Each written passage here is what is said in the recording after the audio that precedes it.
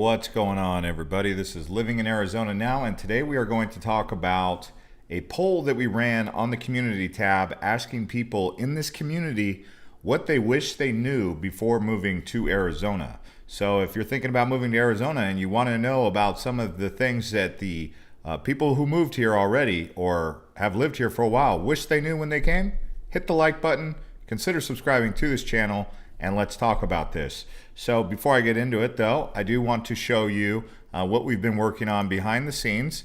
You can see this is Cobra clothing. This is a test page. This is Teespring, but we've got some logos on here. I've got my Cobra sweater that I just got. This is really comfortable, but it's an Arizona themed sweatshirt, hat, also some apparel here. We are working on the Shopify website. So if you guys are excited about that, you can go on there and see if you got any logos or even make some recommendations in the comments because I like to see recommendations. Hampson says, crush up the likes. Thanks, man. Yeah, so we're going to be talking about things people wish they knew. So it's going to get pretty interesting. There's a lot of things people mentioned. So the first thing that we're going to talk about here is about the animals. So this comes up because recently, as per Fox 10, a dog survived an incident with a mountain lion in Arizona. Most horrifying thing I've ever seen is what someone was quoted. That happened obviously recently on January 19th. But the animals that are out there, people wish they knew about the critters. They wish they knew about the scorpions. They wish they knew about the bobcats, the mountain lions, the coyotes. Does it mean that it's crazy out there and they always have to worry about stuff like that? Not necessarily, and I'm not trying to scare you because I know some people get concerned about their animals, but coyotes will take your dog out of your backyard. If he's really small and you live in the rural areas, coyote could come up and take your animals. So people wish they knew about all the different types of animals to pay attention to. We've talked about that several times on this channel. So most of you guys already know about them, but that's one thing that people definitely mentioned. So animals was a big thing. The next thing that they wish they knew was about the snowbirds. So what's the deal with snowbirds? Does anyone know, have the details of the lowdown on what's the deal with snowbirds? Well, they're 55 and older. These are people who come from Minnesota, they come from Illinois and Canada and all these different places. They escape to Arizona to get out of the cold. And they leave here in the summertime and they go back north to where they came from. Some of the places that have these communities, Maricopa, Sun City Grand, so big retirement community. But why do people typically not like snowbirds? What's the beef that people have with snowbirds?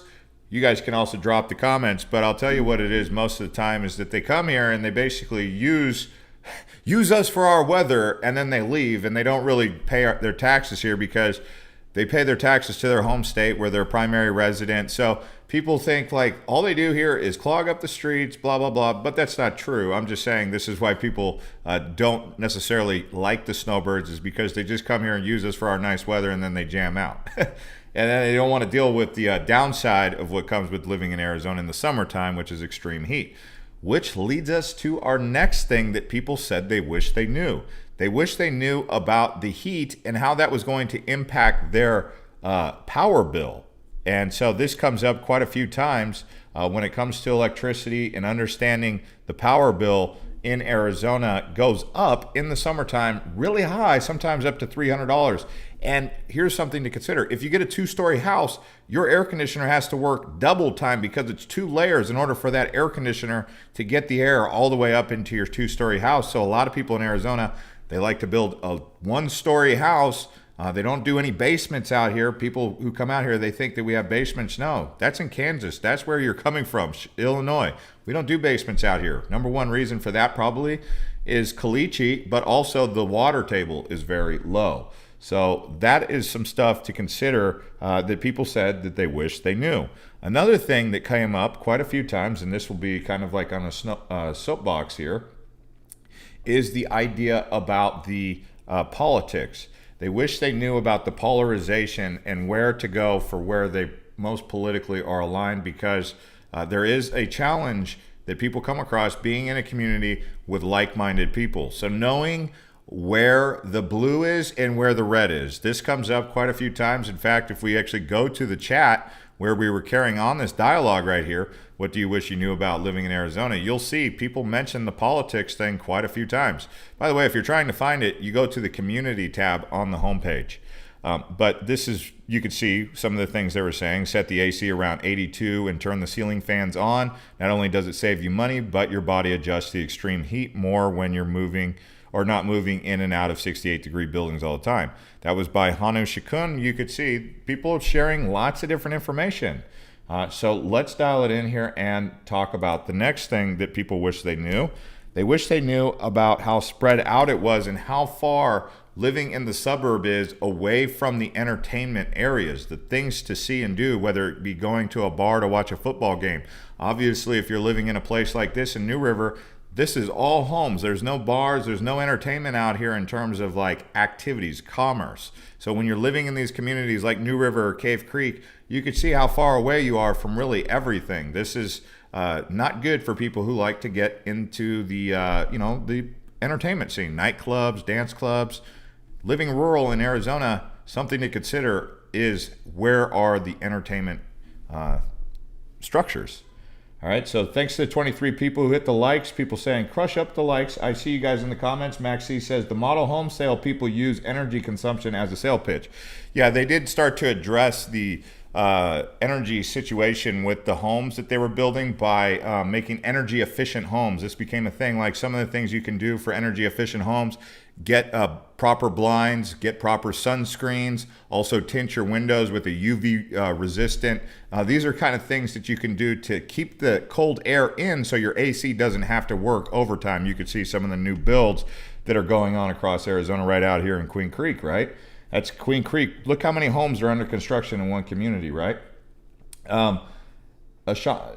Yes, Ashanti says, thank you for the real estate recommendation. I do have a link to realtors in my description. If you guys are looking to move to Arizona and you need a realtor, you can contact Svetlana or Matthew. But I did put a link in the description if you guys want to know the ones that I recommend that I've worked with. I've worked with both of them. So I could tell you they both work hard to get you what you're looking for. But thank you, Ashanti, for bringing that up. That was a good reminder. Let's see here. Marco says, I wish I knew there are terrible, aggressive drivers in Arizona. That wasn't on the list, but yeah, people wish they knew about how bad the drivers are. And I was even having this conversation with my brother-in-law today where we were talking about how in Scottsdale they drive different than they do in North Phoenix, and in Glendale they drive different than they do in North Phoenix and Scottsdale. So depending on what side of the valley you're going to come across, you're going to get a whole different style of driving. By the way, if you guys look behind me, you could see the new Cobra sign that Cobra light that I put up. What do you guys think of that? That's brand new. I had that made custom, and it just arrived today. I was working with someone on Alibaba. Texas Made says, I'm from Houston, Texas. What city in Arizona should I move to? Oh, wow. Well, right off the bat, why don't you move to New River? There you go. Go to New River, Cave Creek, North Phoenix. That was another thing that people were saying in the community tab here. They said they wish they knew about North Phoenix. So someone said they moved down to Buckeye. Here we go. The AZ Scorpio said this: I wish I had looked at Northern Phoenix and Northern Arizona in general before settling here in Buckeye. I wish I had known about the water quality as well. Two really important things that she brought up. But number one is she wished she had known more about North Phoenix and Northern Arizona. And a lot of people on this channel have really revealed to me that they didn't realize what Northern Arizona, what kind of gem Northern Arizona really was, because when they moved here, they just knew Phoenix or Tucson. They kind of hear about Flagstaff, but they don't know about anything in between. And so even when you move to Phoenix, you hear about Buckeye or Queen Creek, but you don't hear much about Cave Creek, New River, or Anthem, or the North Phoenix area. And she's saying she wished she knew about that. This area right here, north of the 101, is considered North Phoenix right there. So do pay attention to North Phoenix. You might just find something nice up there. Although the prices are a little bit higher, I will say that. But that was something that someone said. The next thing that I heard someone also mention, law enforcement. They were surprised at the lack of density of police. I don't know if I was surprised to see that comment, although it was there. They said that in Ohio you see police everywhere, and then in Phoenix you don't really see police. But I don't know about that. You go down to downtown Phoenix, there's police all over on Monroe, Jefferson, Madison. So I don't know if I'll buy into that, but we do have a lot of law enforcement in Arizona. I thought we had a lot. What do you guys think? Do we have a lot of law enforcement, or do we need more? And I mean, I'm agnostic on that subject, but it was brought up. The other one is demographics. People they wish they knew about the demographics of the state, because there's so much to know in terms of demographics. And here's just a bit of details. 7.5 million people as of the most recent census in 2021. Okay. So now because we're always like, how many people live in Arizona? Is it 6 million, 7 million, 7.5, right? Arizona is the 14th largest in population, but one of the least densely populated states in the country. So we're a big state, but we're not densely populated. So there's a lot of wide open spaces. That's something interesting. Arizona gender and religion statistics, we can get into all that, but basically there's more females than males in Arizona. All the males are going, oh man, all right, that's good. More women than men. Historical boundaries, we are the 48th state. That's why you'll see that brand called State 48. And then Arizona demographics, according to racial composition, 77% white, 4.5% black, African American, other races 6.53. The thing that they're not including on here is Latino or Hispanic. I don't know why that wouldn't be on there. So that's kind of a misleading, because there are a lot of Latino, Hispanic people in Arizona, but they're not acknowledging that. Although they do acknowledge Native Americans at 4.50 and then 3.31% Asian. Less than 1% Native Hawaiian or Pacific Islander. Anyway, the population projections are something to pay attention to, because they're projecting that 8 million people will live in Arizona by 2028. So they're expecting another 500,000 people by the next 6 years. That would put us at around 100,000 new residents per year, although I think we're growing a little bit faster than that. So this is called worldpopulationreview.com. I'm not sure if they're 100% on top of it, but here you go. Taking into account 30% of people in Arizona report Hispanic or Latino origin. So do pay attention to that, with the largest of that Hispanic Latino origin being Mexican, 25% of the people coming from Mexico. So 25% of residents in Arizona are from Mexico originally. So people want to know these statistics. It's important for them to know this. So moving on beyond that, did you know that Arizona taxes are a bit higher than most people think? They start moving out here to Arizona and they're digging around on taxes, and they're like, well, we have all these taxes in the United States, by the way. If you really started looking into it as I was digging in. So we have property tax in the United States. We have income tax, federally income tax, and then you have your state income tax. Then you have sales tax. You have luxury tax. You have capital gains tax. And I don't even think I've mentioned all the taxes. So when people start thinking about how much taxes they actually pay, they start going, oh my gosh, how much taxes do they need to bill, or do they need to bill us for? And the whole reason we have all these high taxes is because people want big government. They love big government. Some people do. The people who don't love big government, they know what happens when you shrink the size of the government. Then taxes go down. But I was surprised to see how much taxes Arizona actually bills up for, because when you actually dig into it, it says dig deeper here on BFits Pro. Look at this. We can get some data on this. So we have a 5.60 state tax, okay? But then we have combined tax, because yes, the state tax might be 5.60, but we also have city tax. So Phoenix city tax is around about 2.7%. I don't know the exact number. So when you combine both taxes, you're around 8.40%. And I think it fluctuates, but the average local tax rate is 2.8%. It depends on the city. Glendale might have higher taxes than Phoenix. Scottsdale might have higher taxes than Phoenix. But you could see as you're going through here, we're not too far behind California. California, 8.82%. Arizona, 8.40%. Alaska has some of the lowest taxes. If you're wondering where the lowest taxes are, you have Delaware, you have Alaska, Hawaii's got lower taxes than Arizona. Many places have lower taxes than Arizona. I think Arizona ranks number 11 in terms of high taxation. So not number 11 as in number 11 lowest, number 11 highest. That's something that throws people off because they think they're moving to Arizona and they're going to get a good deal, but they keep raising the taxes or what? I don't know if they're raising them, but lots of taxes. I know you guys like taxes, don't you? It's tax season. Everyone's out there like, oh gosh, oh geez. And people who don't work for a living, they're like, I want to raise the taxes on the rich. And all these people who are working are like, they just keep hitting me harder. The working class Americans are getting hit the hardest by all these taxes. And there's people out there calling for more taxes. I don't get it.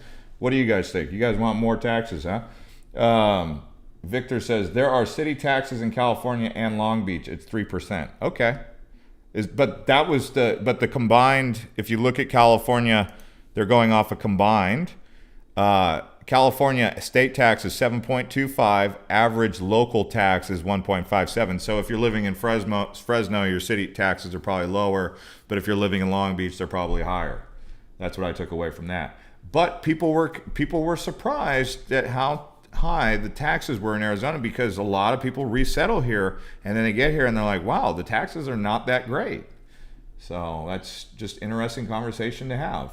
Thanks to the 41 people who hit the like button. We are going to, if we can get it to 80, we'll make this a long one. So if we can get it to 80 likes in the next couple minutes, we'll keep it going. So if you're watching and you haven't already liked it, do consider that.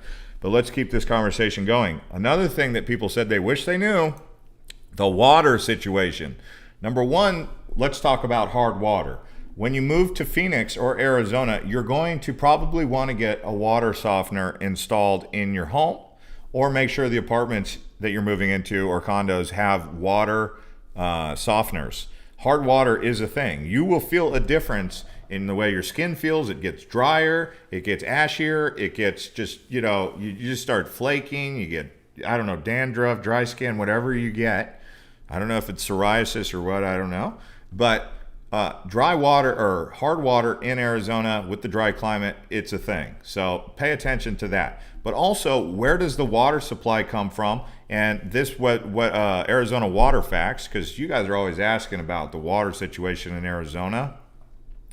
36% of the water comes from the Colorado River. This was the conversation that was coming up. 41% from groundwater. Okay, so these aquifers under the ground, that's the largest percentage of where our water comes from is groundwater. Reclaimed water, 5%. In-state rivers, including Salt River, Verde River, Gila River, 18%. So we still do pull quite a bit off the Colorado River, and this is ArizonaWaterFacts.com. Someone said, I'll pass on Arizona. Yeah, but I mean, the main purpose of this conversation is to give you guys the facts. I mean, I could make a video about New Mexico or Texas, and I could tell you everything that was good about the place, or I could tell you everything that was not good about the place. I'm just really being hard on the state of Arizona right now because that's my job, is to tell you guys as much of the accurate information as I can. But I mean, I could really grill or roast California, Texas, Colorado, Nevada. I mean, it's just when you present the facts, every state's going to line up in a certain way that's going to really frustrate you. But I was impressed with Alaska having such a low tax rate because Alaska, even though you get a lot of cold weather, you got to really love the cold weather in Alaska. I went up there this summer. I liked Alaska, actually. But it's I don't know, man. I could probably live in Alaska. What do you guys think? Could you live in Alaska? Claudio says, came here from Nicaragua, Central America back on August. Started watching your videos like a year before. Still loving your channel. Thanks for all the information and tips. Okay, thanks, man. Nice to hear that you're here in Arizona and you're enjoying it. Mike says something. My car insurance dropped drastically, says Mike. All right. Let's see. Donald says, I think I'll just be a snowbird and come from Downers Grove, Illinois. Thank you. Yeah. We actually talked about snowbirds at the beginning of this video. The next thing that people really do harp on quite a bit is the heat. We've talked about that, but the things to know associated with the dry heat, the dry weather, and that's really something that you're going to want to pay attention to. I have to have, in my room personally, I have to have a humidifier steaming the air, because otherwise when I wake up, it feels like I got hit with a ton of bricks because my body is so parched and so dry from using the fan. So, you know, I know it sounds kind of dramatic, but it is what it is. The dry air out here is a thing. I actually have to have chapstick nearby, and trust me, I don't want to use chapstick, but I got to put lotion and stuff. This is dry weather, you know, it's a big thing. By the way, the amount of construction that's going on out here, if you look right here, this is Mayo Clinic. Look at the cranes. I told you guys I would get you some footage of the Mayo, but there's 2 big facilities going on. Someone did mention the healthcare. They wish they knew more about the healthcare in Arizona. But look at this. This is one of the biggest hospitals I've ever seen in the world. I mean, this is the construction at Mayo out in North Phoenix. So check out the Mayo Clinic and what they're building. This is like yesterday I filmed this. Hey, John, you gave a $10 super chat, so I better read what you said, right? Thanks, man, for the super chat. Jeff, what the heck is going on with prices in Yuma? Seems very high, even for a spot for a mobile home. Yeah, the whole state of Arizona is experiencing this rise in pricing, and a lot of it is labor shortage, lumber shortage, supply shortage, all sorts of different things that really I just scratch my head about. Right? I mean, that's a good question. I don't know exactly what's going on with the price of Yuma. I would assume that you're talking about simply setting up a mobile home in the desert. And it shouldn't cost that much. Like places that people just set up for the winter. Like right now, if you go to a place called Quartzsite, for example, which is just, there's Yuma, right? Well, let's see if I can find Quartzsite, if I can get my head in the game here. Quartzsite is up here on the 95. So people come out here, you could see there's a little part of the desert where people park RVs and do this whole RV. Like if I took my drone down to Quartzsite right now, this whole area would be just filled with RVs posted up, right? And you could even see over here, they've got the long-term visitor area. This is for RVs as well. That's out in a place called Quartzsite. It's basically this flat desert that in the summertime is absolutely 110% uninhabitable unless you've got air conditioner. I mean, it's Quartzsite for you. But the same kind of situation is going on out there, even though there's no real good reason for the prices to be going up for the people who are using mobile homes, but they're going up. And the only thing that I can really attribute it to is going to have to be inflation. And you know, we've got this conversation going on multiple channels that I talk on, the everything bubble. Like, are we in a bubble? I mean, there's so much inflation happening in the housing market, it's ridiculous. All right, so someone said the rents are way too high. Yeah, the rents are way up. The rent, the mortgage, and you can't even have the conversation right now about whether or not the rent, it's better to rent or buy, because even though you want to say now is not a good time to buy, it's like if you're paying $2,500 a month for a 2-bedroom apartment in North Phoenix, if you're paying $2,500 a month, that's how much times 12 months. That's like around 25, 26, 27, depending on how much you're paying. $27,000 just going out the window every single month or every single year that could be going towards equity on a principal balance on a home. So, you know, people are like, well, if I have to rent for 3 years, that's about $75,000 that I could have been paying towards a home. But then you take into consideration how much home prices are up. You know, a house that was once selling for $300,000 is now selling for $400,000, $500,000. Welcome to all the new subscribers, by the way. We see you guys in the audience. Thanks to the 87 people who hit the like button. If you haven't already hit the like button, hit the like button, and let's get it over 100, and we will keep this thing going because I see the comments going like crazy, so I'm going to keep reading this. Someone said, is Red Rock decent just above Marana? Oh, man. Was that you that emailed me on, someone messaged me on the Instagram on this channel. I'll show you guys on the Instagram. So if you go right here to the homepage, you can see that was where the chat was under the community tab. But going to our Instagram here, People, they always just send me messages left and right. They're always sending me messages, right? Anyway, so this is our Instagram, and someone on there asked me about Red Rock. Well, I'll show you where Red Rock is. Was it you? I wish I could pull up the email there, but this is the area of Red Rock. It's right south of Picacho Peak, and they're asking me what I think about it. Well, let me say this. Guys, if you live in Arizona right now, please write in the comments what I should tell this guy about Picacho Peak or Red Rock or Marana. This area that you're asking me about is probably very cheap, and it will be something someday. But the people who live there, they will tell you there's not much there, okay? There is not much there. The things to do in or around Red Rock, this Pinal Air Park, I can never, it's Pinal, okay, like a canal, Pinal. Anyway, this airport graveyard, they got all these big jets out there just sitting out in the middle of the desert. You'll be driving down from Phoenix on the I-10 to Tucson in July, and it's 124 degrees, and your car reading is 124 degrees, but it's more like 118 out, right? But it feels like 124 because your car is hot. And you see this out in the horizon, you see the heat like radiating off the ground, and off in the distance you see all these big jets out there, and you're like, what the heck are they going on? Well, that's the Pinal Air Park. That's right out there in Red Rock. And they got this ostrich farm. They got old Sasco building remains, and that's basically it, okay? Picacho Peak is a cool place to hike in the winter, but I wouldn't do it in the summer. You can go explore around Picacho. But that's people right here. Pinal. Everyone's obsessed with Pinal County, okay? I know, I keep going Pinal. I used to live in Pinal County for 2 years, so I should already by now know.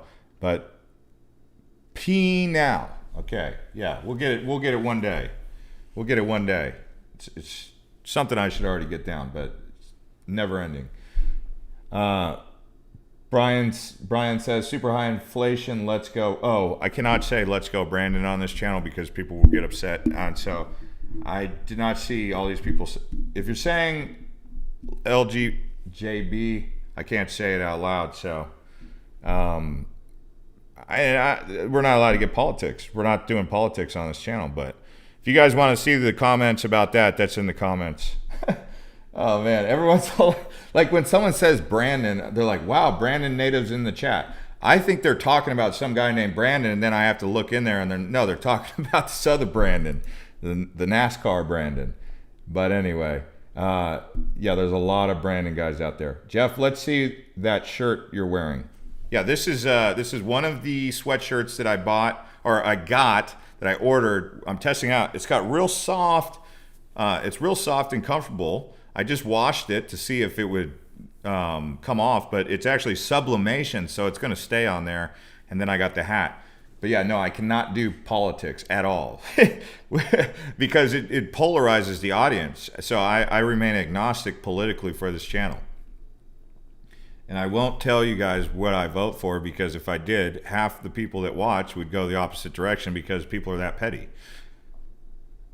So I guess one of the things I noticed about people in general is if you have an opinion that's different than theirs, they want to attack you, like physically, and I don't understand that. It's actually a mental illness. If someone has a different opinion, because remember, in the United States, the Constitution reserves the right under the First Amendment to free speech, freedom of press, free speech. When you allow yourself to be so angered that someone has a different opinion about you that you want to physically assault them, that is not good. Not good at all. So anyway, we'll leave it at that. Cody says, Gold Canyon or Oro Valley? That's funny because I've made that comparison before, but we can actually dial that in a little bit more directly.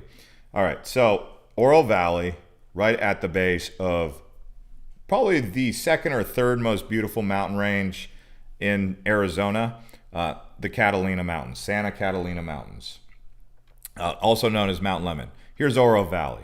And if I take the little orange guy and I put him right here on the road, what is going on here? Come on, little orange guy. Nope. Let's go. All right. So if I look over towards the mountains, you can see this is the beautiful Santa Catalinas. It looks much better than this little Google guy's not doing it justice, which is fine. I mean, thanks to Google for even having this service, but it's much more beautiful than that. But people come out here to live at the base of the Santa Catalinas. Now, when you live in Gold Canyon, you're in one of the other most beautiful mountain ranges in Arizona, the Superstition Mountains. And out here in Gold Canyon, you have views of the Superstitions. See? Okay. Now, why do they call it the Superstition Mountains? Well, because there's a lot of folklore in those mountains, like the Lost Dutchman gold mine and stuff like that. I'm trying to get a good shot, but you could see the mountains in the distance here. Those are the Superstitions. So they look a lot like Oro Valley and Gold Canyon. That's why they're comparable, because they're both basically at the base of the mountains. The difference is Gold Canyon, much closer to Arizona's major metropolis, the big city, Phoenix. Oro Valley, close to Tucson, actually probably closer to Tucson than Gold Canyon is to Phoenix. So that would probably be something that you would have to take into consideration. Are you trying to be in Tucson Metro or Phoenix Metro? This right here is a look at the Fountain Hills area, which is another very rural area. And if I was to compare Fountain Hills to any place in Tucson, I would say the Catalina foothills and Fountain Hills are very similar. I mean, we can go around and show you guys all types of different footage of all types of different places, but you guys need to hit the like button if you want me to keep going, because it's just been stuck at 120 likes. If you haven't already hit the likes, please do so now as we continue to keep going. But yeah, I mean, that is a look at Fountain Hills. This is a look at northern Arizona. So someone said, conservative Christian said, considered Saharita. Okay. And that's another one that I don't know if I'm saying correctly, but Saharita. Let's see here. If it's right here, south of Tucson. I went through here. It was a nice place. It was nice. I remember there was the Titan Missile Museum right here, which is a cool museum if you've got kids and you want to learn about the Doomsday Clock, the USSR, the Soviet attacks on the United States when they had the Doomsday Clock going back to the 70s, which was the Cold War.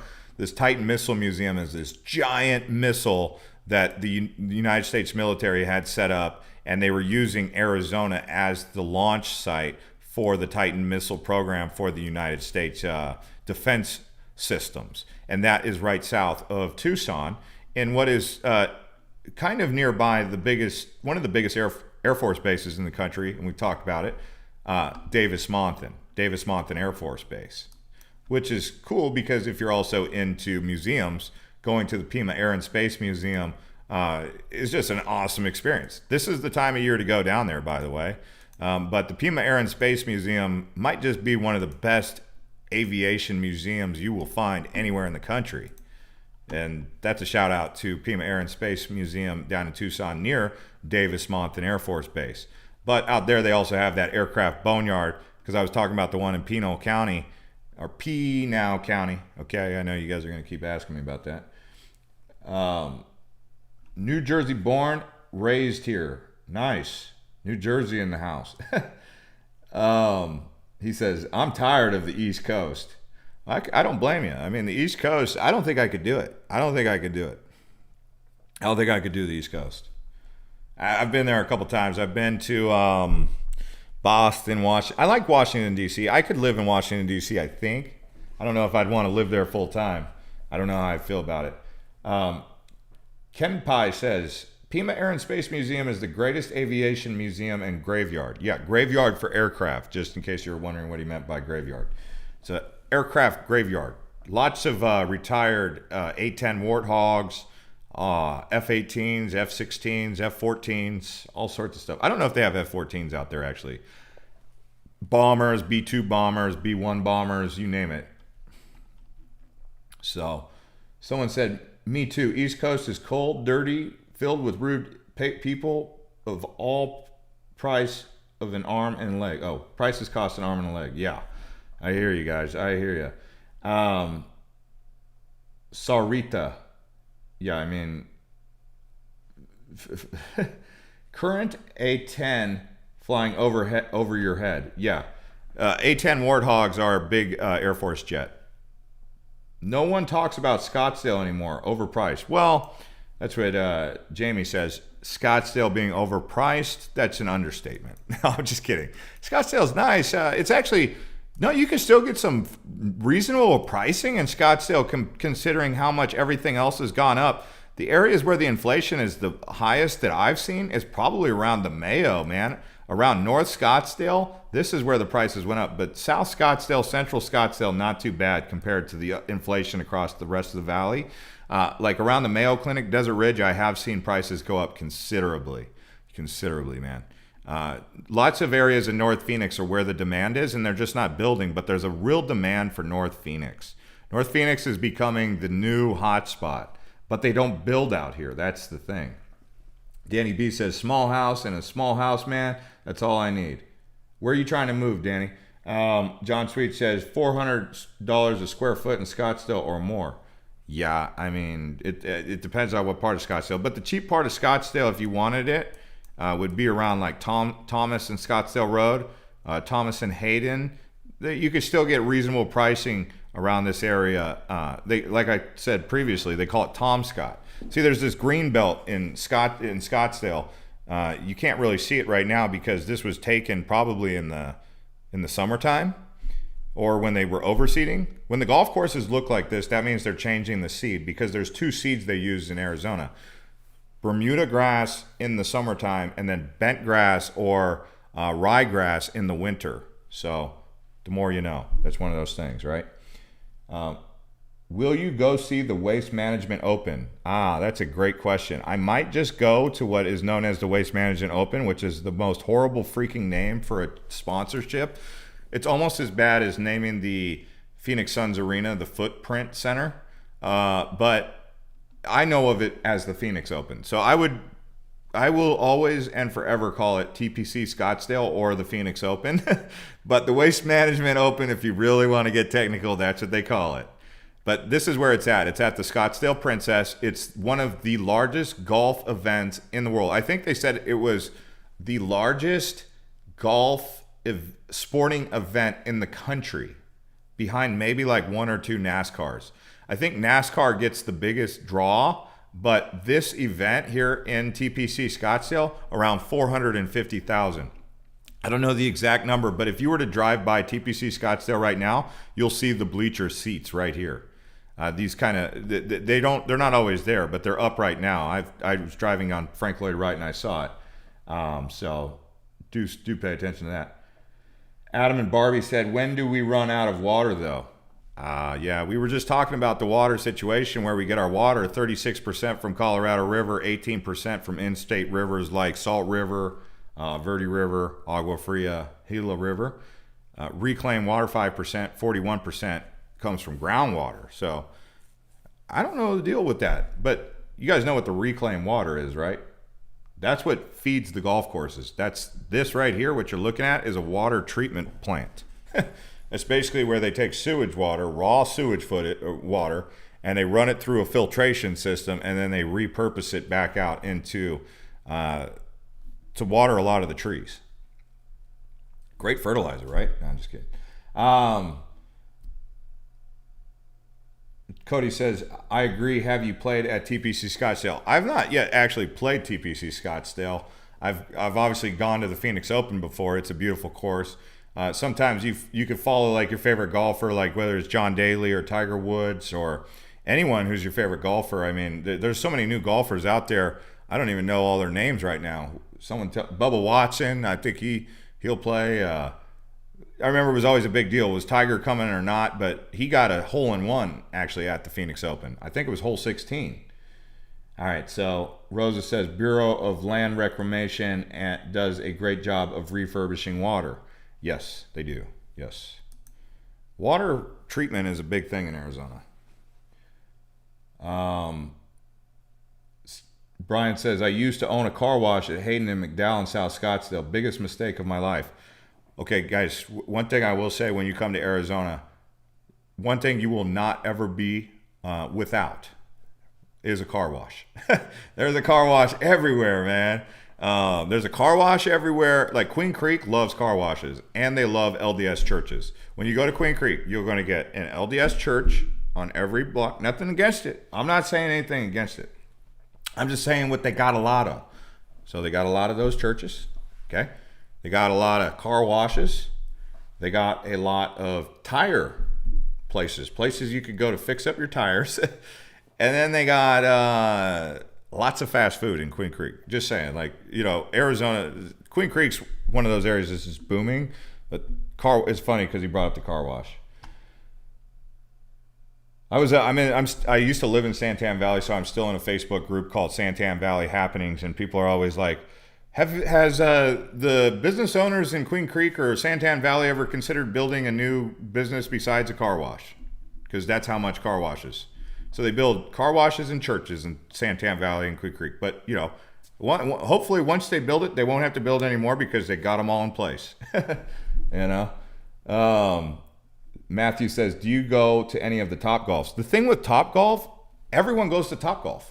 It's like they need to build more Topgolfs, because if you go on a Saturday or a Friday night in the wintertime or in the springtime or in the fall even to Topgolf, it's completely full. Like, there's no available stalls at any of the Topgolfs, whether it be in Glendale or Scottsdale, because there's so many people. You got to call weeks in advance to reserve it. Now, if you go at 12 o'clock on a school day, on a Thursday during school season to Topgolf, I'm sure you could get a spot. But Topgolf on the weekends, it's like everything's full. I'm not trying to discourage you guys from trying. It just seems like Topgolf's really popular out here. I've been to Topgolf. Yeah, I played the game. I play real golf, though. I played a total dog track at Paradise Valley the other day with my brother-in-law. It was a total dog track. Oh, my gosh.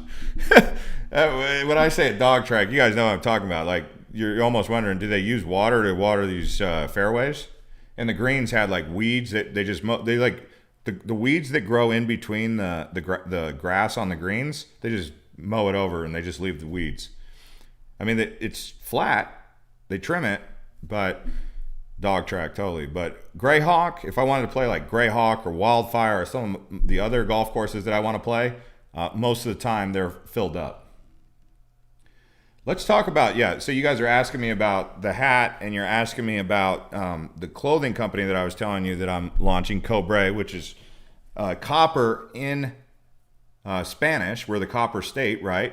So just to reference that, yes, we do have some apparel that's coming out. We've got these sweatshirts. I like this one right here. This is the one that I would recommend. It's a bobcat on the back, and then on the front is the Arizona flag right here.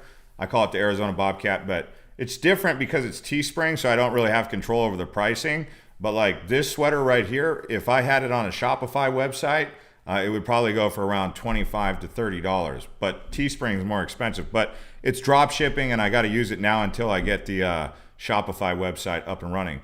But people have been buying these shirts here.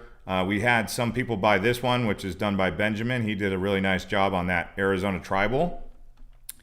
And, we still got some other ones. But, yeah, you guys were asking, so there you have it. And I also have behind me the Cobre sign that I got. Yeah, cool, right? Let's see here. Someone said, Copper State, Estado de Cobre.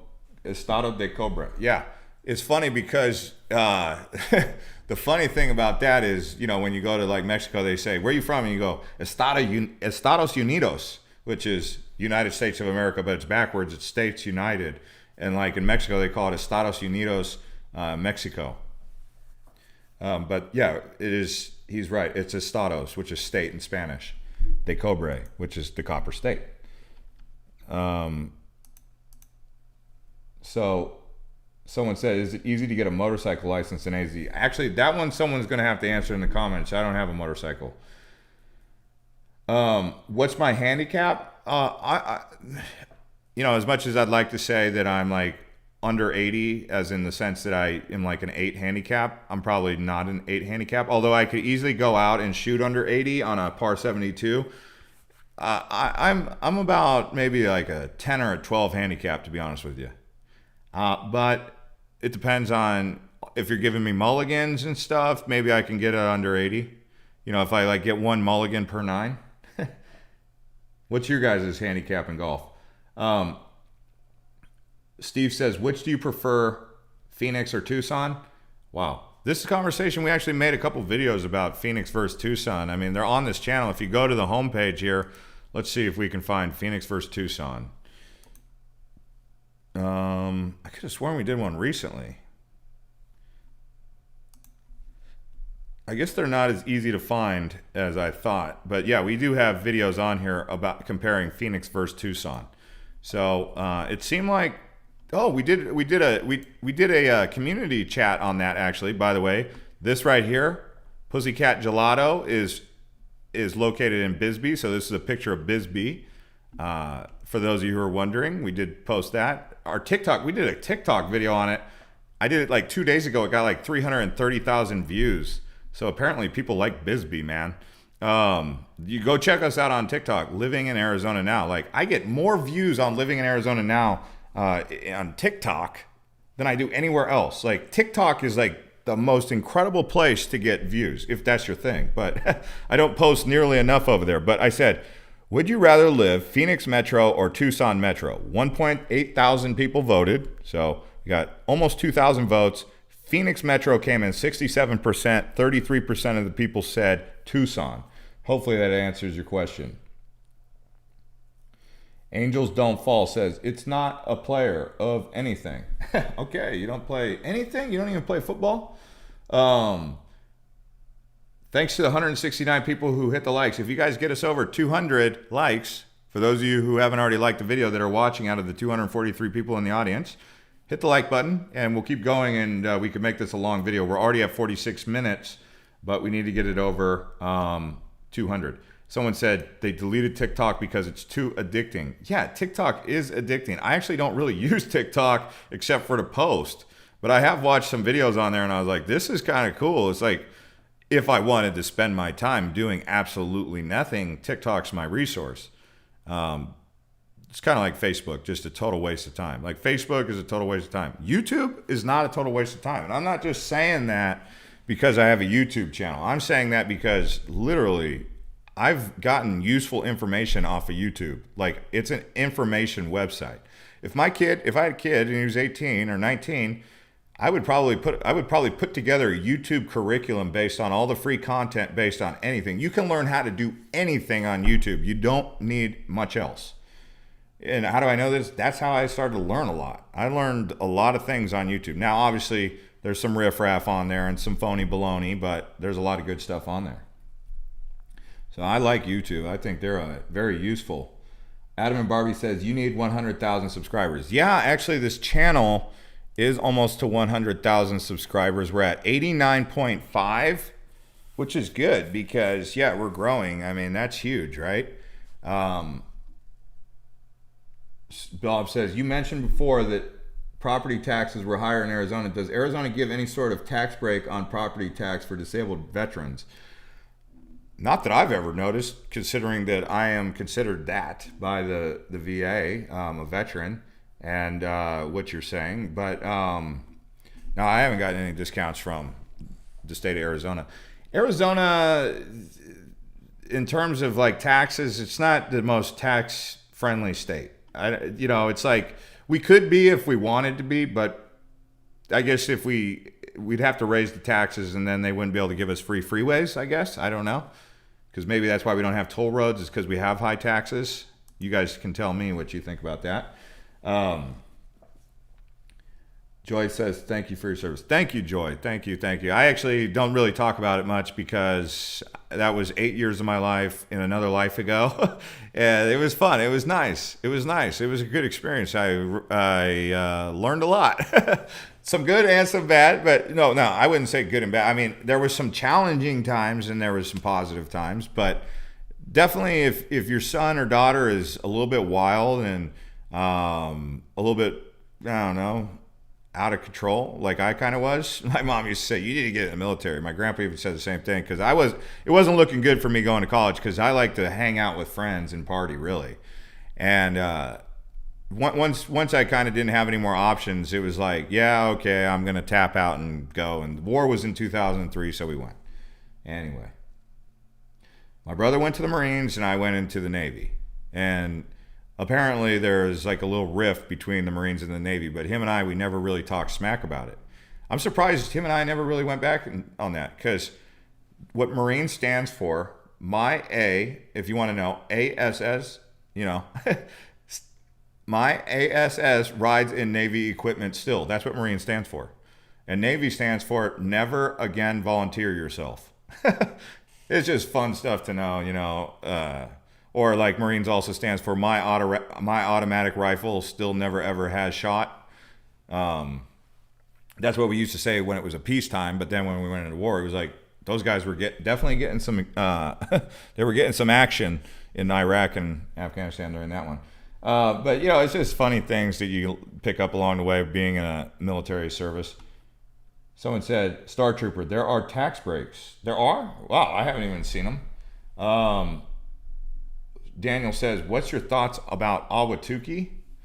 Ooh, Ahwatukee. Well, that was one of my favorite towns for a while there, that I was always recommending on this channel many moons ago, and I've kind of forgotten about it. It's not that I don't still like Ahwatukee, because actually I love Ahwatukee. I think it's great, and I'll tell you why.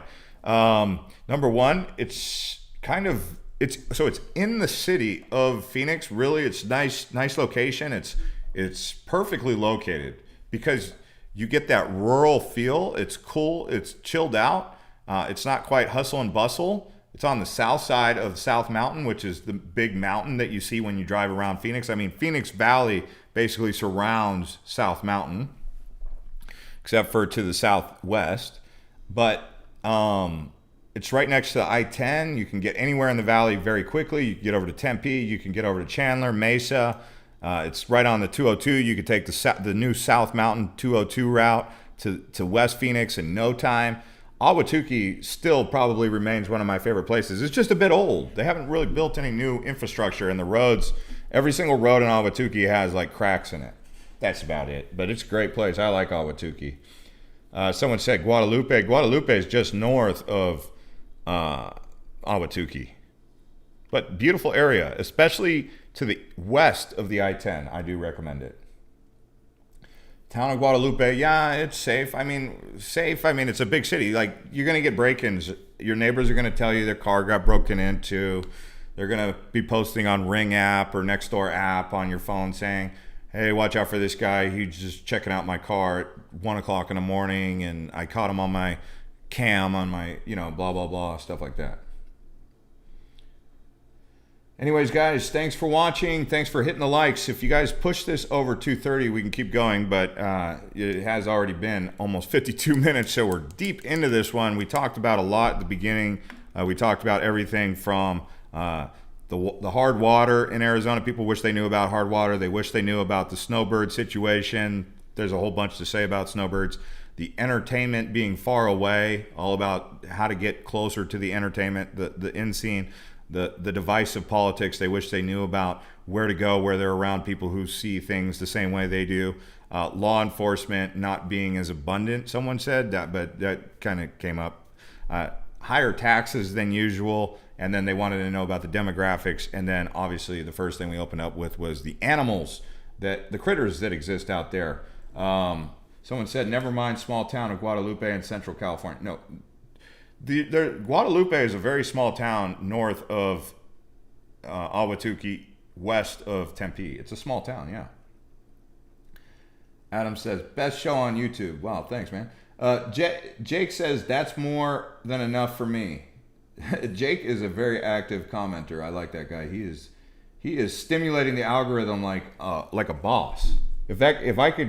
If we had cryptocurrency and you got paid every time you made a comment on social media, because they're trying to make these social media platforms where basically you get paid to leave comments, Jake would be like he's gonna be a millionaire one day when that rolls out. Every time I looked in there, Jake was saying some good stuff. He says a lot of stuff. Let's see here. Danny B says, 100K for a bachelor pad. Is it still possible to find a small house anywhere in Arizona for 100K? If I was to go hunting for 100K homes in Arizona, the area that I would check, I mean, I don't know what's important to you. If it's like, obviously 100K is going to possibly get you into not the safest area, but if I wanted 100K, if I had 100K for a home, I'd probably be looking around like, maybe like around Central and Broadway. You might be able to get something pretty cheap, probably around here, like 43rd Avenue, just south of the I-10, around here, Maryvale kind of area, Tolleson area. So Maryvale, Tolleson, you might be able to find some cheap prices there in the Phoenix area. Now, outside of Phoenix, if you wanted some cheap stuff, you could probably find something cheap in Coolidge. Okay, Coolidge, add that to your list.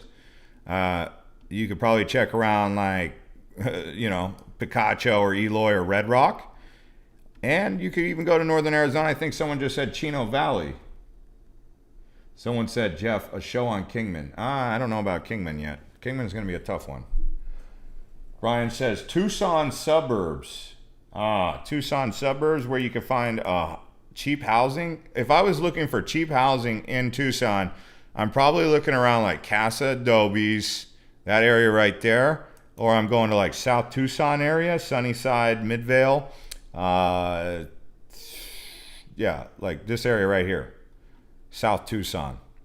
Probably some decent prices there. Or even out towards Drexel Heights, that area.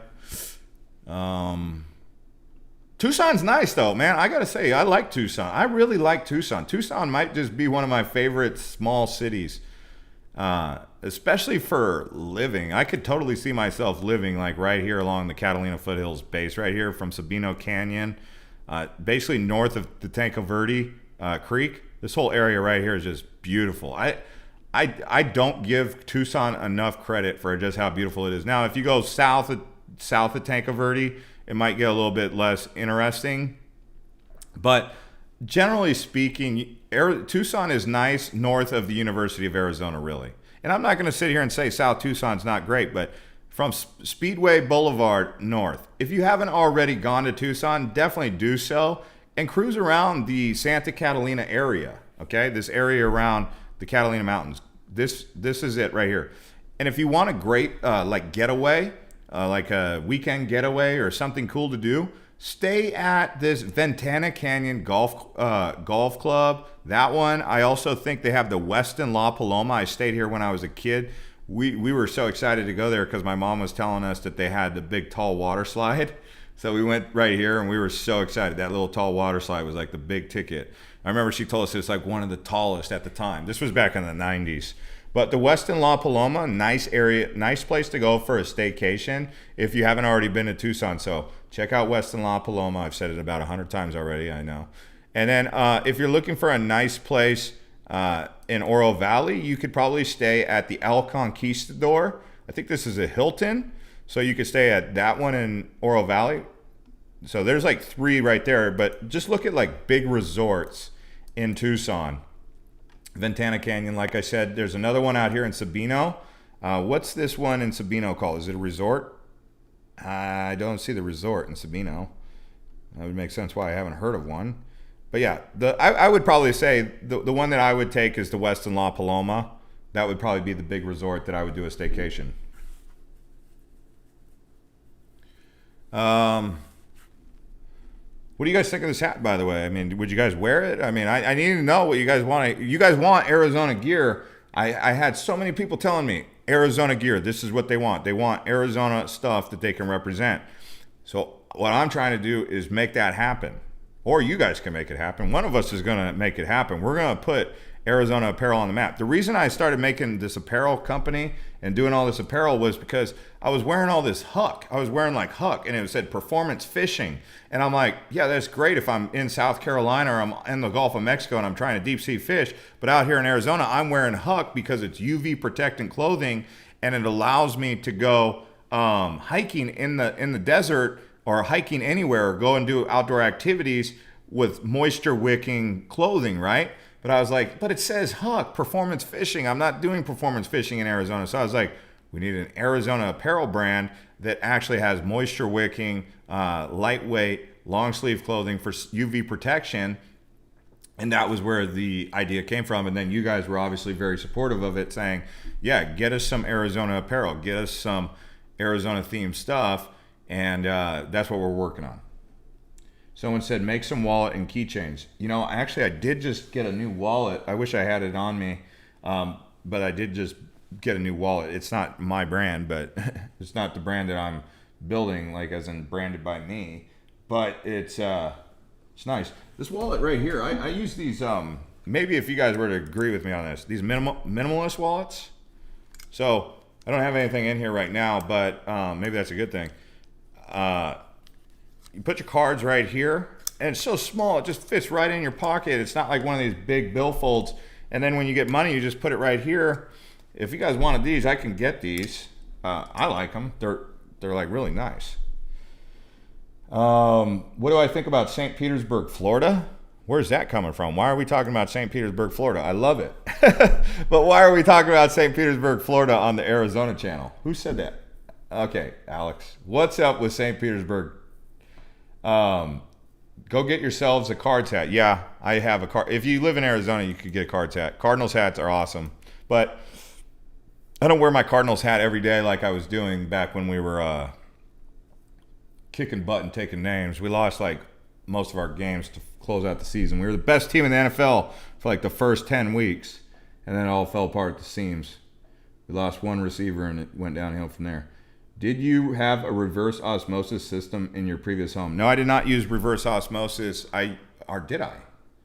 I had a water softener. I don't remember if it was reverse osmosis under the sink. I think I might have actually. Jeez, I should remember that. I should know that actually. Oh man. I think it was reverse osmosis, but I just called it a water softener. Do you have a Discord channel? You should do. Arizona folks can share pictures and advice. No, we don't have Discord. We have an Arizona group on Facebook. We have like 27,000 members on there, and people are always taking pictures across Arizona. It's called Living in Arizona Now. It's a Facebook group. Just research it. Living in Arizona Now. You have to add the now. And you'll see there's a bunch of people who like ask questions and do that like a Discord. The thing about Discord is I don't really use Discord, but it's definitely more decentralized. You're right. Unless you guys were to tell me, do you guys use Discord or Facebook more? Tell me right now, and if a bunch of you say, yeah, I use Discord, then we could set it up. We could do that. Josh says, do people generally dislike newcomers? Here's the thing, as with any place, okay, there's territorial people. I would say generally, they don't really care where you're from unless you tell them. So it's like, number one is they're not going to know if you're from California. They're not going to know if you're from Utah or New York, I guess, unless you got a real thick New York accent. But no, generally they don't really care. They don't. The only time it ever comes up is generally speaking, but no, don't take it personal. But I lived in Hawaii, I lived in California, I lived in many different places. Obviously, I'm from Arizona, born and raised, but every place I went had always this same stigma about visitors. Like, oh, if you're not from Hawaii, you don't know this and that. You're not Pono, or you're not the Kamaaina, and stuff like that. And you feel like isolated. You feel like you're an outsider, and you're like, oh man, I hope they don't hate me for being from another place. I mean, I felt that everywhere I've ever lived. I mean, really, they're just kind of, they call them haoles in Hawaii, So in Mexico, if you're a foreigner, they call you a gringo. They don't really like gringos down in most parts of Mexico unless, you're bringing money. So, I mean, no matter where you go, if you're a foreigner, you're going to get hated on. I mean, if you try being an American in France, I mean, they're going to talk smack. Even Australia talks smack against Americans who try to repatriate down there. So it's no different. It's no better or worse here, and people really don't care. They don't care. If someone says, "Oh, I'm from California," someone might go like this. They might go, "Oh, you're from California. Well, please tell me you don't vote for blah blah blah." Right? That's what they'll do, and then you just get along after that, and it's over. For real, it's as easy as that. It is as easy as that. Cody says, when you purchase another home, is pool on your list? Yeah, pool would be great. I would love a pool, especially in the summertime when it's just hot and there's nothing else to do but cool down. Yeah, I'll just go jump in the pool. So I love pools, yeah. I think most people, when we polled on Living in Arizona Now, we said, do you need a pool to live in Arizona? Most people said yes, I think. Let's go find that, actually. Wow, look at all that. Look at all that on a timeline there. Let's see here. Do you need a pool to live in Arizona? Hey, there's a good look at the Catalina Mountains right there from Tucson. I took that with the drone. What did I say about pools? That was more Cobre.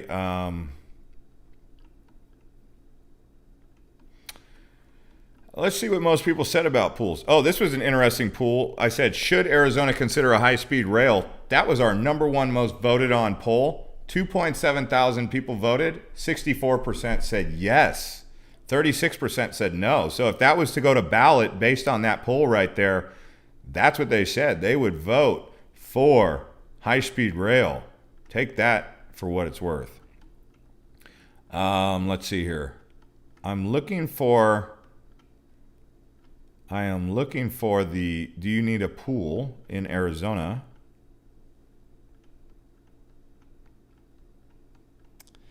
You know, it's hard to find that. It's really kind of hiding out. You guys ever use this community tab? You can always find out stuff on there. What's your favorite? Wow, I don't know, man. We did it, and I'm not going to continue to waste time on it. Someone said rail to where? Oh, well, the main one that people want to do is the high-speed rail to connect Phoenix to Tucson or Phoenix to Vegas. That's the one that they want. They want Phoenix to Vegas, and they want Phoenix to Tucson. So, high-speed rail from Naco to Bisbee. Naco to Bisbee? Naco to Bisbee. What? You want a high-speed rail down there? You can't even get a railroad to go through those mountains down there where Bisbee is. Let's take a look here. So this is where they're suggesting the high-speed rail. See this mountain? How are you going to get a train to go through there? They could barely even get a road to go through that. No, I know what you're saying, though. It would be nice. I mean, in a perfect world, we'd have a high-speed rail that goes everywhere I need to go right then. Right? Who's going to pay for it, right? Overkill says, how is crypto, brother? Oh my gosh, cryptocurrency, Bitcoin and cryptocurrency actually went down. That's why we were talking about the everything bubble. The stock market, the NASDAQ in particular got rocked. Big tech just got a pullback. But as far as Bitcoin and cryptocurrency goes, I'm still very bullish on it long term. Short term pain, long term gain is my approach. But what do I know? I'm not a professional financial advisor, am I?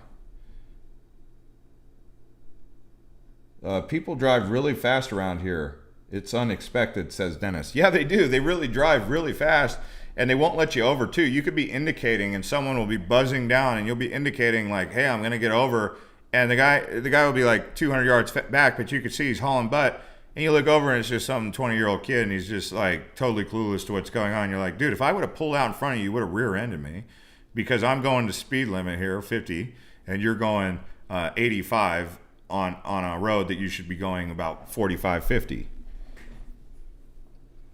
So we'll see.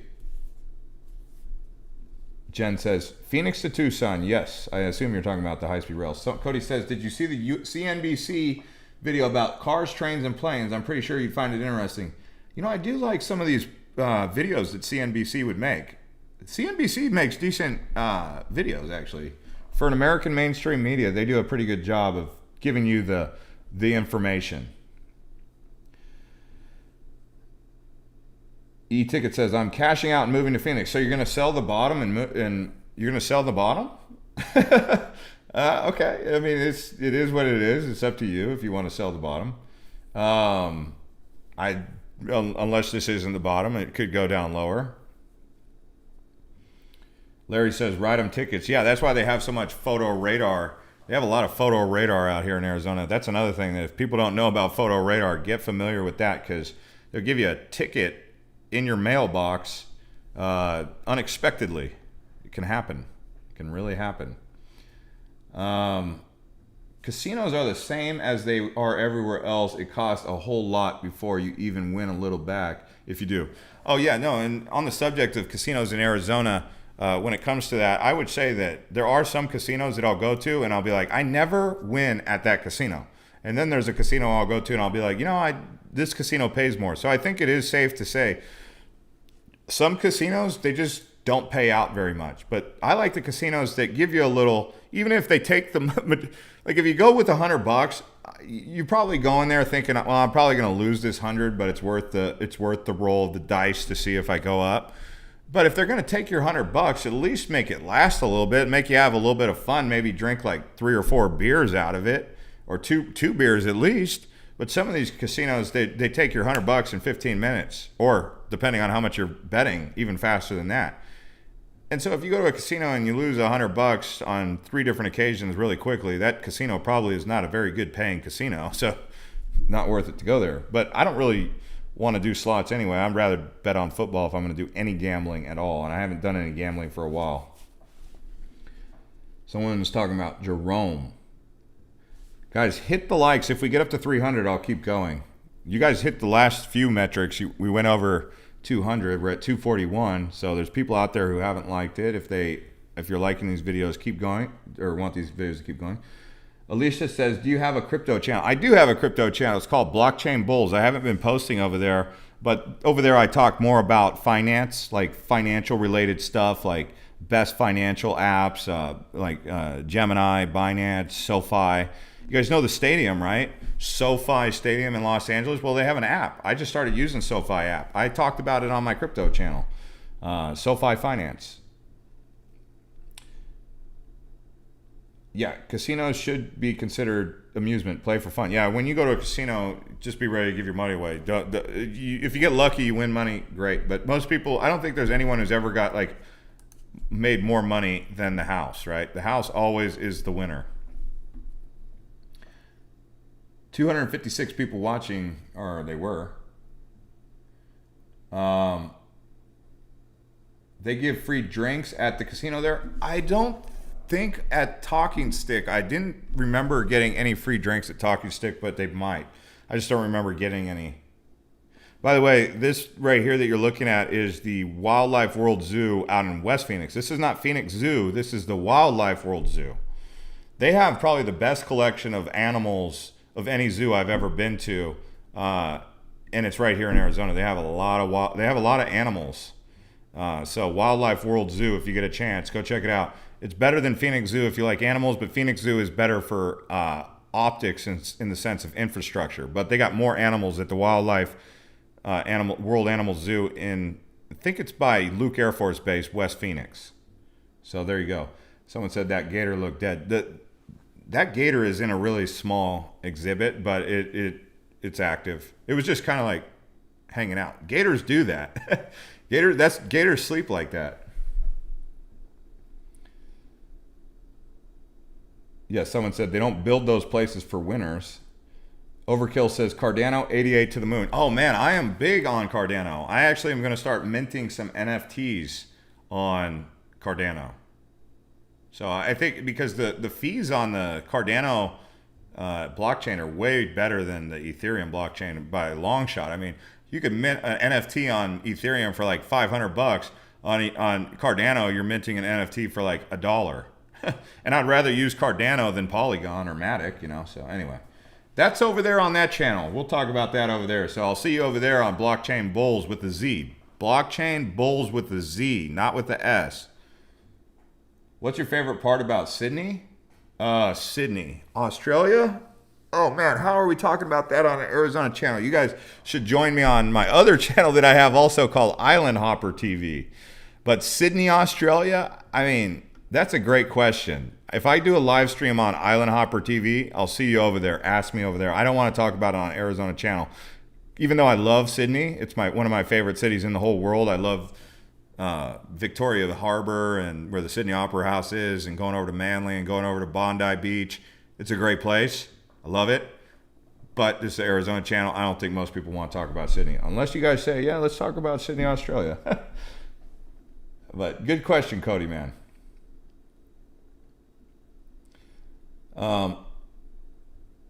I bought my house for $400K in 2010, now worth $1 million cashing out, says e-ticket. Wow, good job, man. Nice work.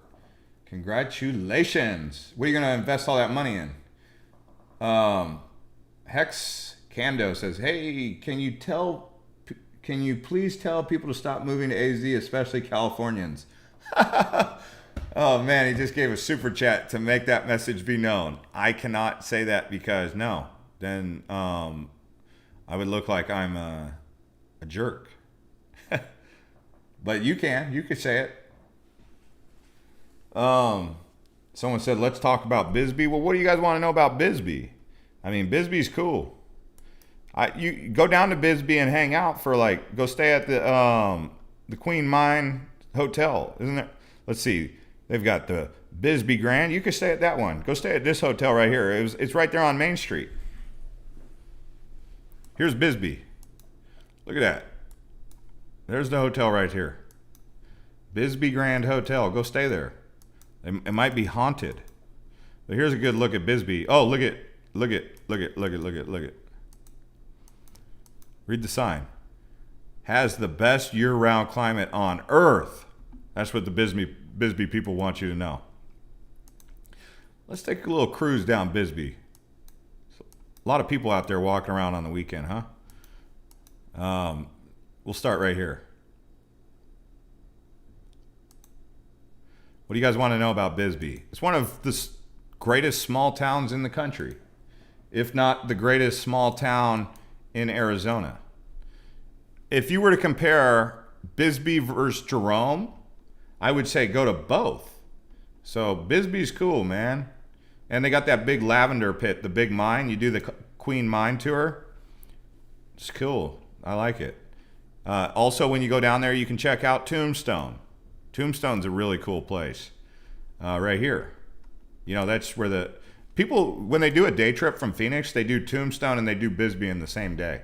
Or they'll do an overnight trip. They'll just drive down on Friday night down to Tombstone or Bisbee, and while they're down there, they'll check out Tombstone and Bisbee in the same trip. And then on the way back, they'll check out some of the other things, like in Mount Lemmon. They'll go to Colossal Cave Mountain. They'll go check out the cave at Colossal Cave. So much to see and do in Arizona. People are just like, oh, I had no idea how much there was cool stuff in Arizona to see and do. They're just always amazed. That's why they tune into this channel, because we're always dropping that information for them. Let's talk about the Blue McDonald's in Sedona. Oh man, we're almost to 300 likes. Let's get it to 300, and I'll keep talking about it. We'll see where we're at after this Sedona thing if we go over 300. All right, so the Blue McDonald's. It's the only McDonald's in the country that has blue arches. And the reason they say that they did it was because they didn't want the yellow arches to contrast with the red rocks in the area. That's what I was told. Now, you guys can call BS on it. You could see the blue arches. It's the only one with the blue arches. See them? And then over here, they got the blue arches. And McDonald's had to cut a deal with the town council because they didn't want the yellow to throw off the red. But I don't understand how the blue complements the arches. It sounds like something that, artists would do.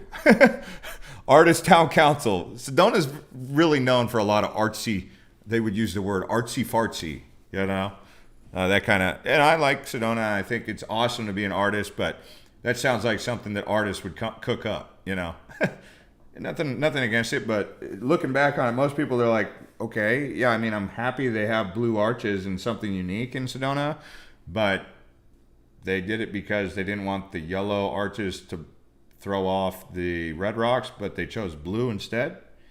But if they come up with a better story, it makes sense. We did blue arches because we like turquoise, because turquoise is like a rock that you find out in Arizona. Brian says, I was in Bisbee once and they would make the arches, once and saw a sign advertising. I'm not going to get into all that. I'm not going to get into all that. Sometimes I read these comments and I'm like, oh man, this is live. I can't read that. If you guys want to know what he said, you can see that. And not that he said anything too outrageous. It's just it's too controversial to even talk about. But yeah, look at all these places that you can go up here. They got Capitol Butte, Devil's Bridge. This is a popular hike right here, this Devil's Bridge.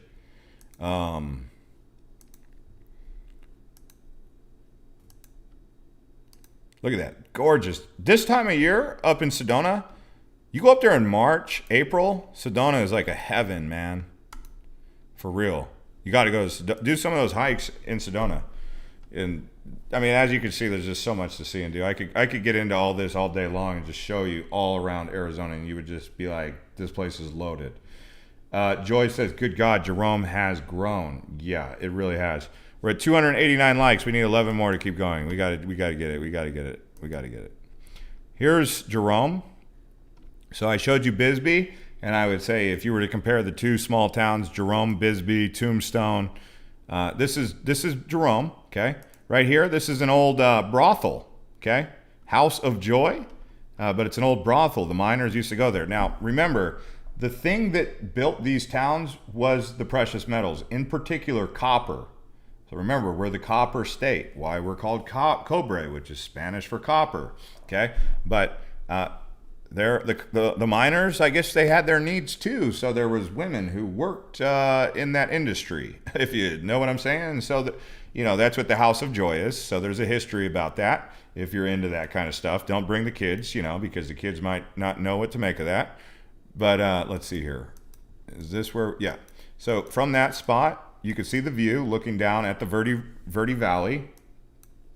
We made it over 300 likes, so we're doing good. You just keep cruising up here. You kind of make this windy cruise. You go up here. They got a prison or a jail that slid down the mountain. You'll know Jerome because you'll see a big J on the mountain for Jerome. And then right here, you keep going here. You could go to Prescott this way from Cottonwood, but you could see, look at, they got the police right there, making sure everyone's safe.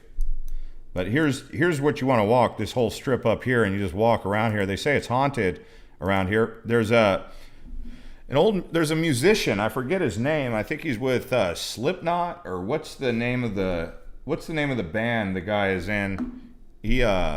Anyway, he renovated one of these buildings here. He's got the coolest store. I think it's right here. Someone please tell me the name. Is it right here? Where is it? The name of the singer who owns the store and the barbershop that you go into when you're there. I'm waiting. It's Caduceus, but the name of the band, Tool. Yeah, James Maynard.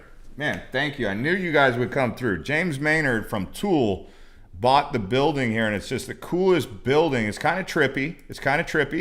They got some trippy stuff right here. Caduceus Cellars right here next to the Connor Hotel. You go in there, it's a real trippy place, but James Maynard from Tool has that establishment, and you get a great view. Look at, you got like local performers right here, right?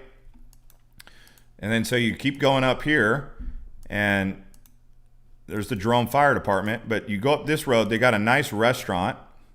If I can get up there, I don't know if the little orange guy even goes there. Trying to get over there. So you can see it's a lot of walking, uphill, downhill, and people are doing it. They're just kind of hanging out in Jerome. But right here, they have the haunted hamburger. Let's see. I ate their good burger. I got a mushroom burger, of course. But look at the view you get. There's the haunted hamburger right there. So, I mean, that's Jerome, right? It's like Jerome or Bisbee. How about you do both and you tell me which one you preferred more? But in terms of the hauntedness of it, like the one that they say is like a ghost town, not by definition, but because they actually have ghosts there. If you look at this Jerome Grand right here, this is probably the one that people would go to. I mean, I just get the heebie-jeebies just looking at it. It's one of those kind of places. But it used to be the old hospital, from what I understand.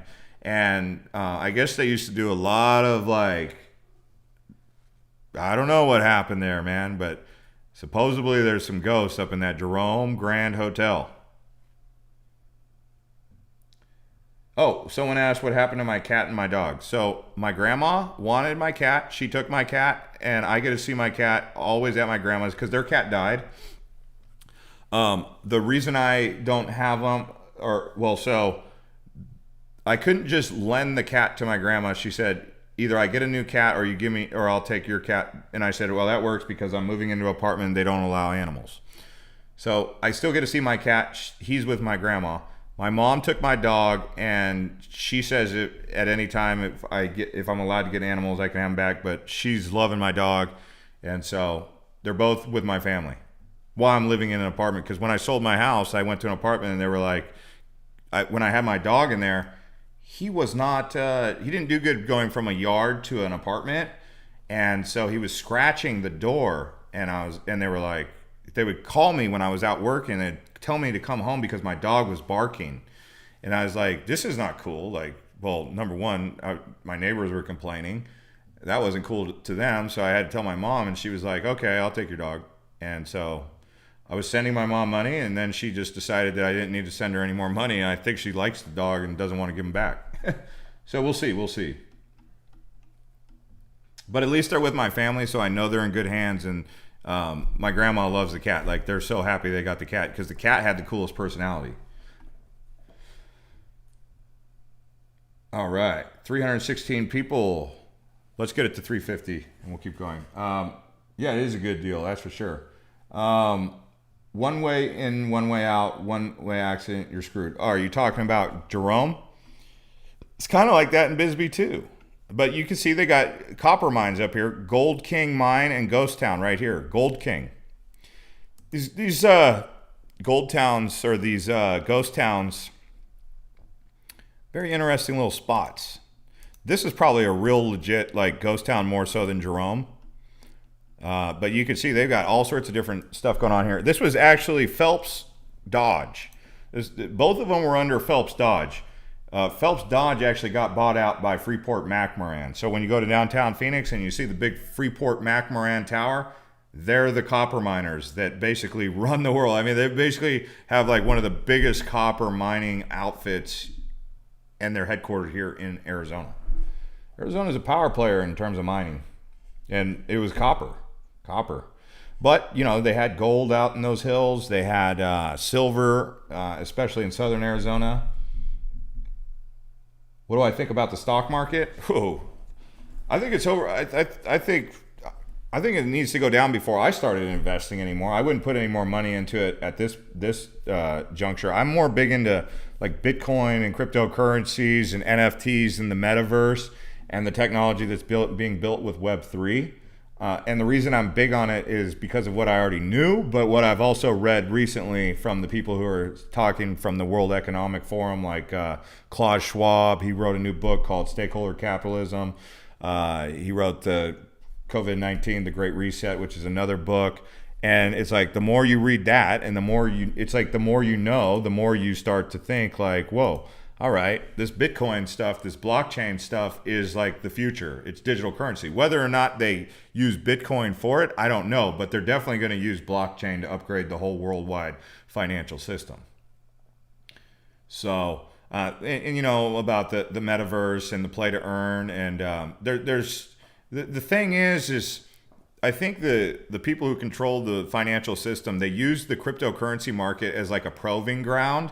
And then whatever developments and technologies they find there, they kind of outsource that into or bring it into like Facebook or Apple. So I don't know if they're using that as like a legit market that long term is going to exist, or if it just exists as a proving ground for big tech. But definitely the stuff they're working on is big.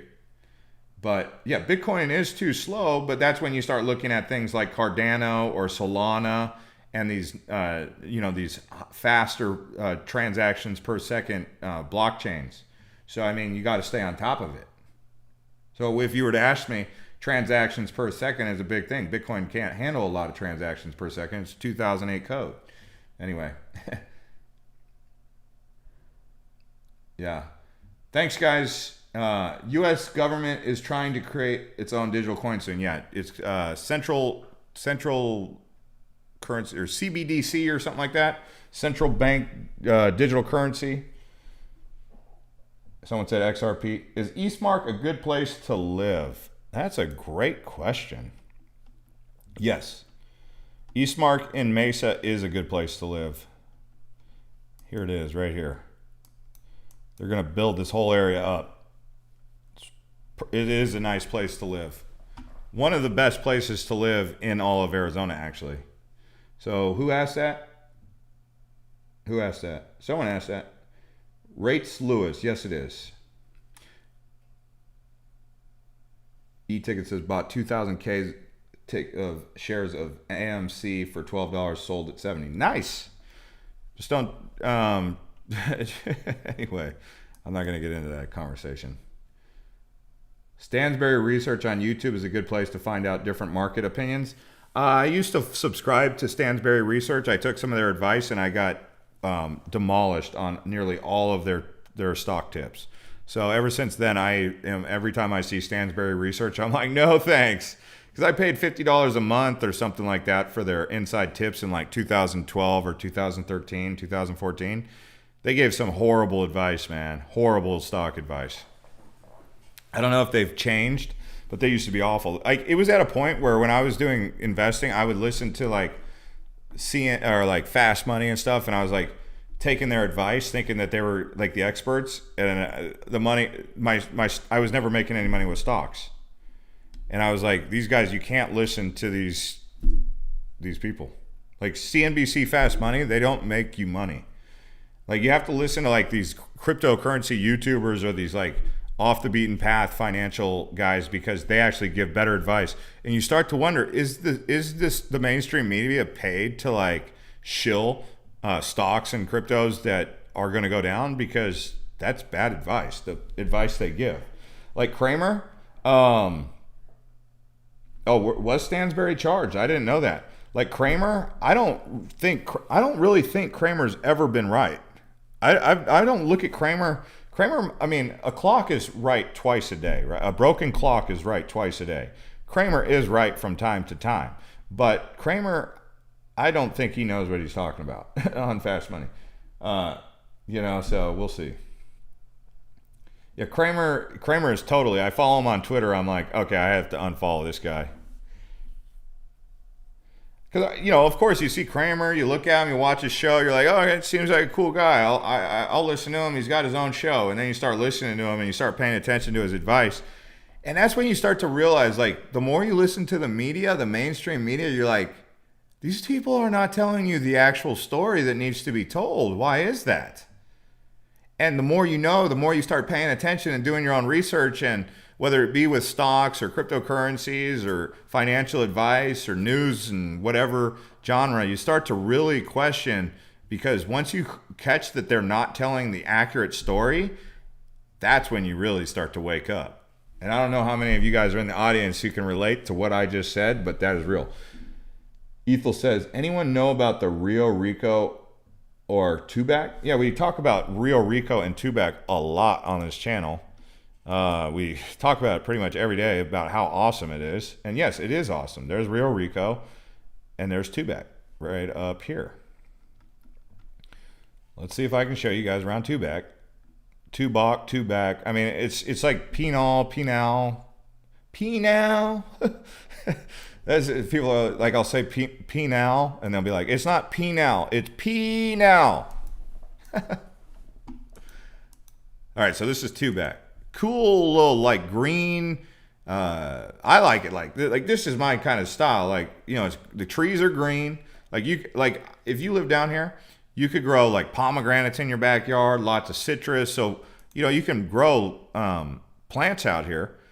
I was having a conversation about growing plants in Arizona and some of the challenges. The reason that Arizona is like a desert is not necessarily because it's too hot. The other thing that kills a lot of the plants in your backyard is going to be the freezes in the wintertime. Now, I don't think we had a big deep freeze last winter, and we haven't really had a deep freeze event this winter, but when it goes below 32 degrees, some of your plants, like your pomegranate, like your mango or papaya or some of these other tropical plants that you try to grow in Arizona, they will die. But also in the summertime, they'll die because it gets too hot, some of these other plants, right? So that's part of why we have a desert here, is because it gets really cold at night in the winters. It goes below freezing. And then in the summer, it gets really, really hot in the middle of the afternoon. So two polar opposite effects that affect the plants in your backyard. But a place like Tubac has some of that optimal weather where it does get chilly, yes, but you also won't get that extreme cooking hot heat. Tubac, yeah. It's an interesting name. Thomas says, MSMs are no good. Oh, yeah, we were talking about that. This country doesn't want you to know how to grow food, says Jake. Oh, that's crazy. I don't know why they wouldn't want us to grow food. Like, yeah, it's kind of like they don't want you to know how to do actual correct financial management. They don't want to teach kids how to like actually do proper financial wealth management. They don't want to teach you how to live off grid. I think in some places they even made it illegal to like harvest rainwater for drinking, which in Arizona you should allow people to do that, because if it's in your backyard and it's just going to dry up, let people put it into a tank and at least hold it. But they say it's illegal. They won't let you also put solar panels on your car unless you're going through the authority. You got to go through APS. These are just the rules. You can't put a solar panel on your house unless it's connected to the grid. And you can debate that all day till the cows come home, but the rules are the rules. So why is that? Is it good for good reason? Maybe. Or is there something else going on? You would have to tell me.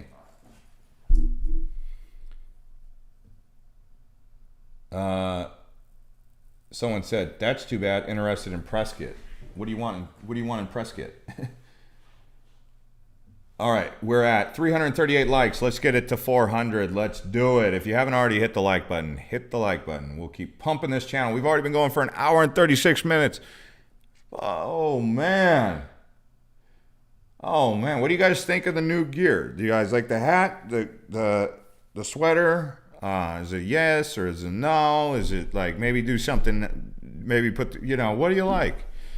But if you haven't already, you can click the link in the description to the clothing company, Cobra. This is our Teespring link where you can get some of the clothing. My sister liked the leggings. I thought we had different leggings, but I don't know. Maybe I personally like this one with the Bobcat and the tribal Arizona, but it's got the flag on the front for a sweater. It's not the one that I'm wearing right now, but we got some shirts like that. But yeah, you guys tell me what you like and we can do it. Cobra, someone just asked, what does Cobra mean? It means copper, because we're the copper state. So it's copper in Spanish. It's Cobra. It's not Cobra. Cobra. Yeah. And let's see here, going back to the map. I like places to have a little bit of winter. Yeah, okay, so move to Flagstaff, move to Show Low, move to Prescott, move to Happy Jack. There you go, Happy Jack. Or Payson. Happy Jacks, they have actually, so here's Payson, just to stay on topic. Payson's got perfect climate, really, because you get all 4 seasons, right? And it's close to the Hell's Gate wilderness, the crazy wilderness of the Hell's Gates. Crazy, right? Why do you think they would call it Hell's Gate or Devil Canyon? Because it's like hell down there, okay? It's like only the devil could survive in this area. It's like, I mean, if you're a settler and you're going through this wilderness, yeah, that's what you're feeling, right? It's pretty crazy out there. But if you go north here, you got Happy Jack, you got Pine, Strawberry, all nice places. Great, beautiful wilderness right up in here. I mean, this whole area is beautiful wilderness. I was going to say something, but I lost my train of thought. Well, that's not good to lose my train of thought. Benzie says, you do such a great job of keeping people informed with Arizona. Nowhere I could stay informed on crypto. Oh, cryptocurrency. Yeah, well, as you know, I have my cryptocurrency channel, Blockchain Bulls. I don't know if you are trying to help me out here or not. It is funny because some of you guys are like really supportive people in the sense that I know when people are trying to hook me up with like certain stuff. And I see that in this audience, quite honestly, quite a bit, how you guys are always looking out for me. I don't always give a shout out to the audience, but you guys really do are very supportive. I mean, sometimes you look back on it and you're like, wow, these people, they don't even know me. and they're just real supportive. So I think Benzie, yeah, I have that channel, Blockchain Bulls. You guys can follow me over there. I don't post a lot there. It's financial stuff, so it's a bit stressful, especially when the market goes down. People get a little bit feisty. Hey, thanks for the super chat. You guys are super chatting me a lot here. Aisha says, Jay, I try. Most don't listen to me. Yeah. Yeah. Let's see here. Will says, everywhere has a drug problem, yes. Can I grow MJ in Arizona? Oh, man. I can't say those words on YouTube because they get all huffy and puffy about it, even though it's... But if you're talking about MJ, the green plant, no, you can't unless you have a license. You can, like, smoke it. That's it. Hi, Jeff. I clicked notifications and I didn't see this was live now. That's weird. Yeah. You clicked all? Because someone said, because if you guys want to get like all notifications, you have to hit the bell here and it should give all notifications. But supposedly they don't always do that. I don't know why. Even if you tell them you want to get it, they still won't give the all notifications. I don't get it. I don't know what they're doing. Maybe it's an accident. Could be a glitch with the algorithm.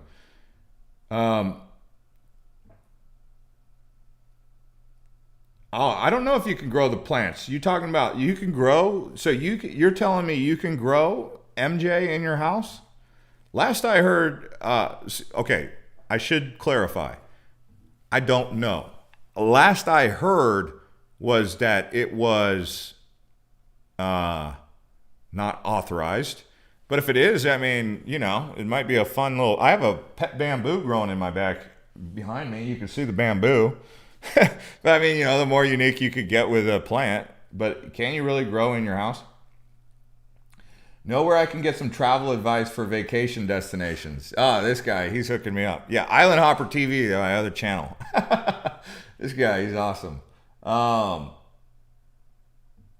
Let's see. Can you really?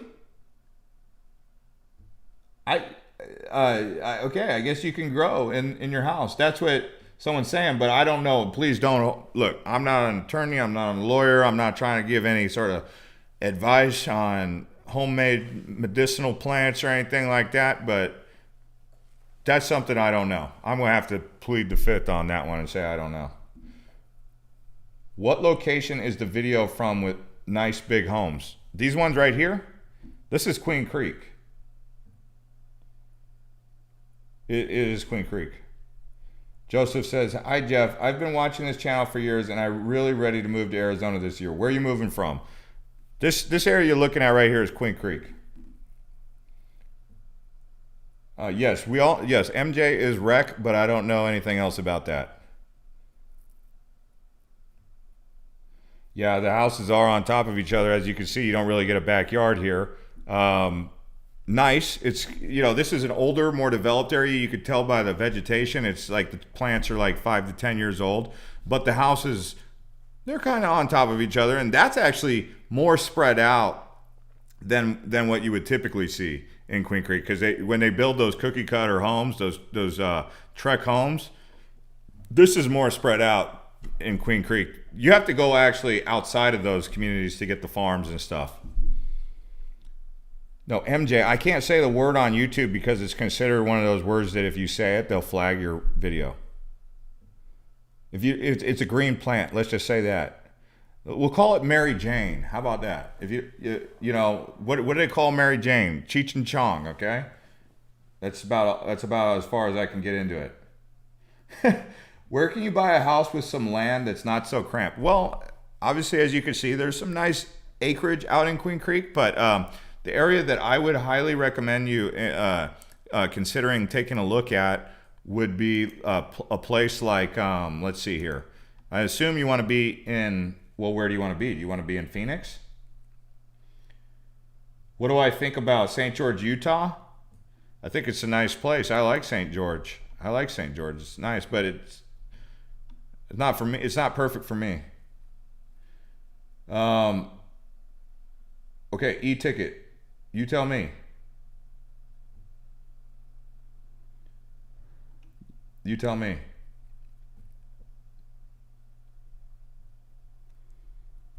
You know, if you wanted property with land, take a look at New River, or take a look at Cave Creek. You could probably get some land out in Gold Canyon. Lots of land to be had, I would say, probably out in Apache Junction. Yeah, Bud. We'll just call it Bud. How about that? Will Lake Mead be running out of water anytime soon? Have the water restrictions started? Yeah, I don't know for a fact on that. Like we were talking about earlier, on the water website, 36% of the drinking water comes from Lake Mead, or well, from the Colorado River, which is basically Lake Mead. So I don't know for a fact. I don't know much about the desperation. I just know that they've talked about breaking the dam at Glen Canyon Dam. I don't know if they'll do it. Lake Mead is low on water.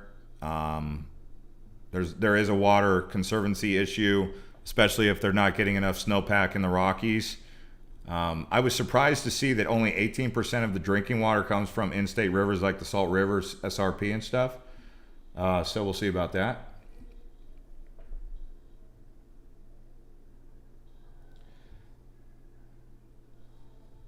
We'll see. Nick B says Gilbert is the best city. Thanks to the 369 people who hit the likes. I'm considering it's been an hour and 46 minutes. I'm probably going to wrap this up right here. So I'll see you guys on the next one. I'm going to go get some water. I'm getting tired. But thanks for hanging out, and see you guys on the next one.